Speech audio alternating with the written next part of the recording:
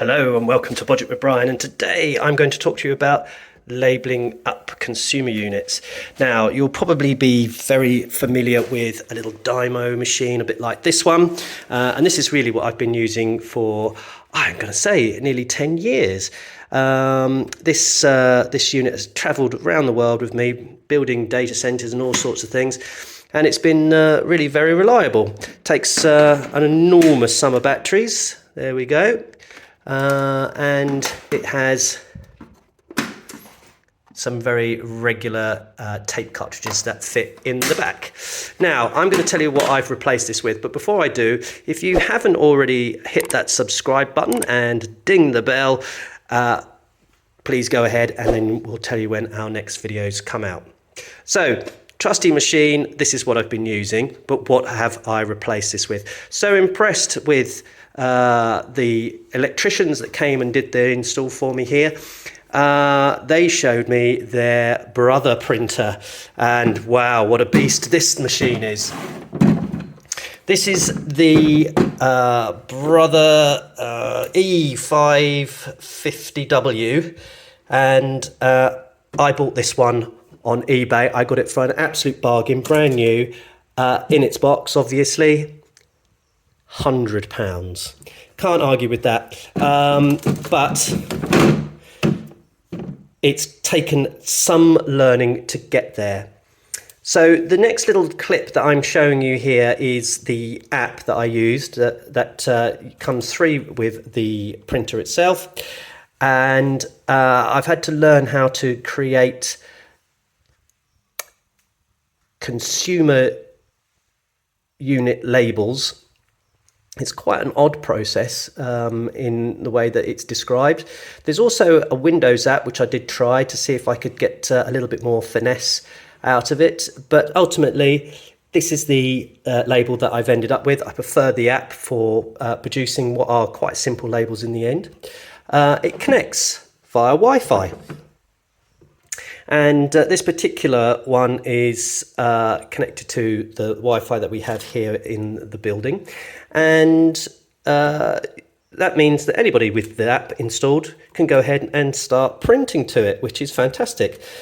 The label here also that I'm showing, you could share via WhatsApp to one of your friends who's also got one of these printers, and they can print one off as well. So if they're struggling with putting the label together, or whether you've got one that just needs slightly adjusting and you can ping it over to them, could save them a lot of time.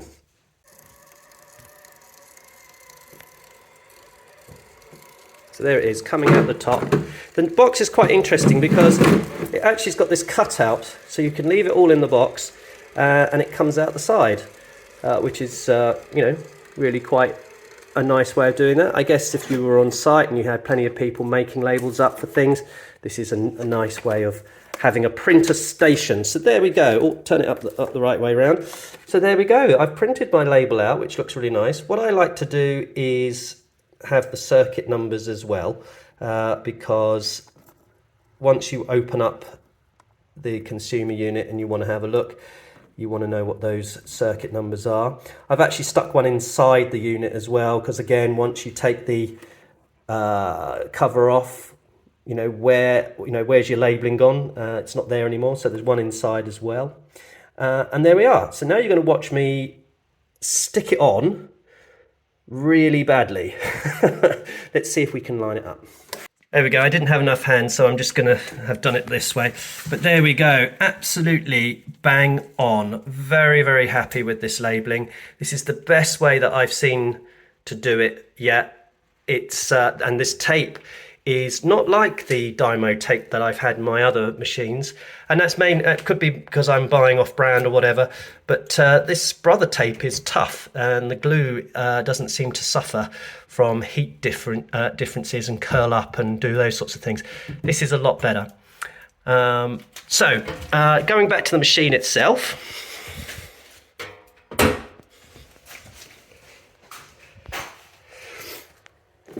I have found that this interface is a little bit difficult, and in actual fact, for just doing quick labeling, I'm still going to go back to this because this is so much quicker.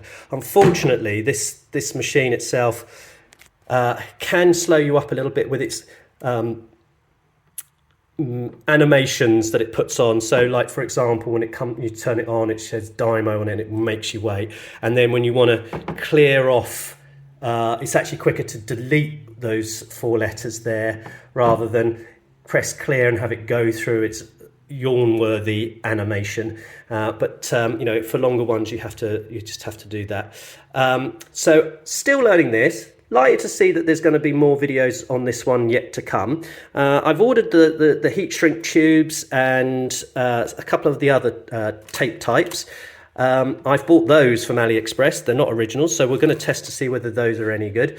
And the one set of labels that I really do want are the wraparounds that you use for Cat 6.